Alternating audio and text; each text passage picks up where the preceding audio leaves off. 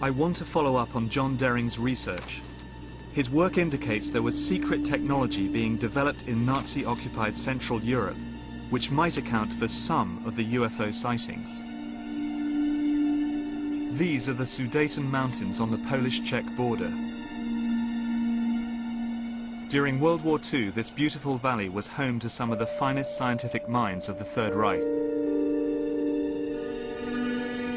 It was here that the Nazis built one of their underground research facilities, the Wenceslas mine.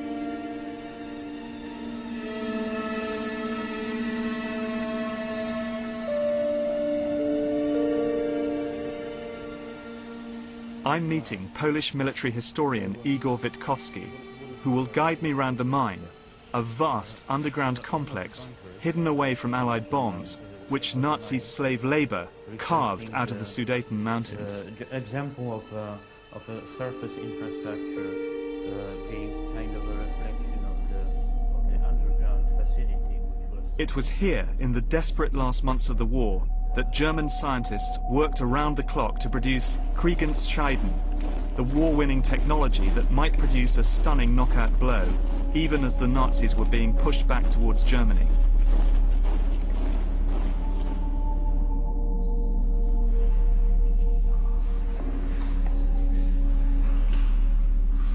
As Igor guided me through the flooded tunnels, the air became heavy and difficult to breathe. So in effect, we've come hundreds of meters through this complex, and we're now deep into the mountain. Not hundreds of meters, but several kilometers, in fact. This is several kilometers into the mountain. Yes. And this would have been a highly secure, impenetrable assembly site. Exactly, and the secrecy around this place was very exceptional, so that the Allies never found out about it. Almost nothing exists of the original mine. As the Nazis retreated in 1945, they sealed most of the tunnels, leaving the advanced technology, and some say the scientists who developed it, buried beneath impenetrable walls of rock.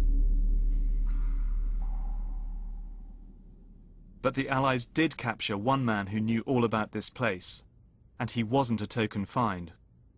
His name was SS General Jakob Sporenberg, and he was in charge of the technical program at the mine.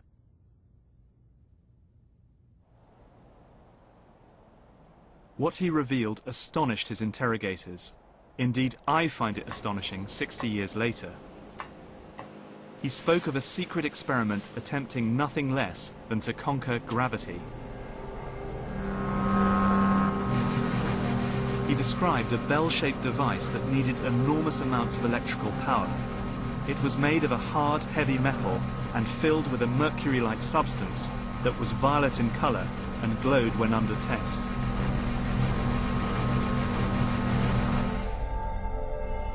People who worked on the bell suffered from sleep problems and severe vertigo. 5 of the 7 scientists died while working on the project.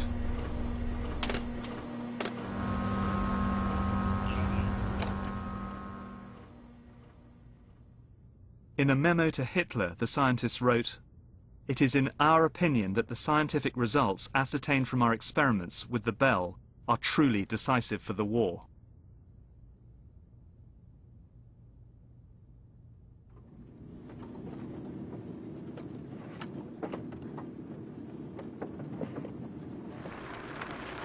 Experiments with the bell happened deep underground in the mine, but directly above it, on the surface, was this strange structure. Called the flytrap, it first showed up on an Allied aerial reconnaissance photo in 1944.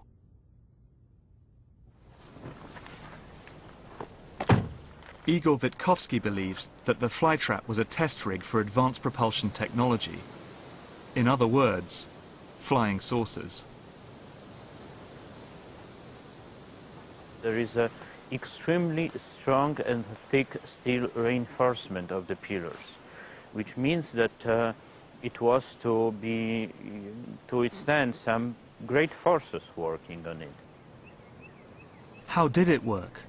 We don't know exactly, but we do know from Sporenberg's evidence that the Bell was a revolutionary device, and the flytrap, designed as its test rig, was fed with underground cables running to the heart of the structure. So the cabling led down here, Right or away rather from the power station over there. yes, up to the flytrap. Right. It was Well, they're actually virtually filled with high voltage Yeah. cables, as thick as an arm. Right. You know, that thickness. I have photographs of them, and that's just another strange fact that point out to such a possibility that it would have been used for some experimental purposes. I mean, they're actually pretty sizable. It's kind of like 1.5 meters of, Yeah. of concrete-lined ducting down here. Yes, exactly. Pretty solid. So it all adds up to, I mean, pretty strong evidence that the power station over there was feeding this tremendous amount of power to the facility, the flytrap over there. Just there, exactly. Yeah, yeah. In a way, no, very strong. What Witkowski has uncovered is interesting. I've spent a long time researching the quest to produce anti-gravity technology, the holy grail of aerospace design. Is it possible that the UFO sightings over Nazi Germany were related to this quest?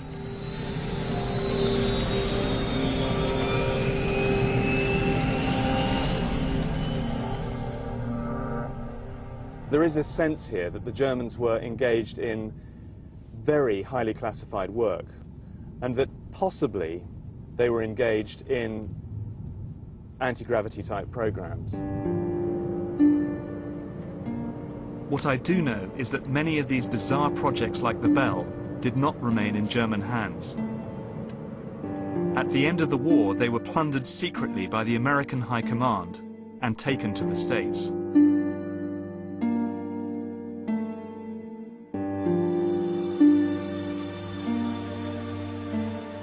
The speculation about Foo Fighters was about to be overshadowed by one of the most sensational UFO sightings of all, the 1947 incident at Roswell in New Mexico.